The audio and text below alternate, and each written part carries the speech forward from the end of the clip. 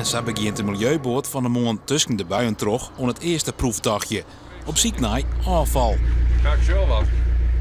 Het idee komt van Sikko Wolters, die activiteitenbegeleider is op de zorgplaats van Philadelphia in Toppenhuizen. Ja, dat duurt nog wel eens wat. Ik ga elke morgen zelf naar mijn werk met een boordje, maar ik heb regelmatig een plastic poeder in de schroef. En ja, dat is een ergernis. En je zit ook een soort bedrijven die boorden verhieren. En ja, daar gebeurt het ook wel eens dat ze dus troep in de schroef krijgen en daar is een soort werk van.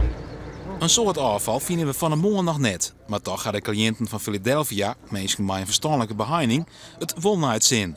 Zoals Fakko Pasma, die tegen mij geholpen had de boord op te knappen. En vind je het een goed idee dat je wat naar afvallens op ziek binnen? Ja, hartstikke leuk. We hebben dat zo leuk, is dat dus uit? Ik was vroeger een asociaal kindje en dan wil ik het ook weer terug doen, opruimen. Oké. Dus dat wordt graag wat waarom dan voor de meesten? Ja. Is er al wat voor? Ja, veel afvaltroop en milieutroop en moet maar ook van alles nog wat. Ja. Vind je het leuk om dit wat te doen? Ja, mooi ontspannen werk, ja. Ontspannend? Ja, ga je wat rust in hoofd. Maar mooi hoor. 3 jaar lang is er om werken om de Milieuboord clear te krijgen. Vooral met typen van lokale sponsoren.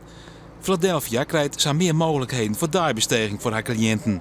Daar wie grut verlet van. We proberen wel eens even wat meer naar boeten te gaan, maar dat kan om de werkzaamheden net altijd. En dit is een lekkere boetenactiviteit. Je ziet de wereld van een hele hoge kant. Ja, het is gewoon een extra dimensie aan het leven van uw cliënten, denk ik. Morgen zal de Milieuboord officieel doopt worden.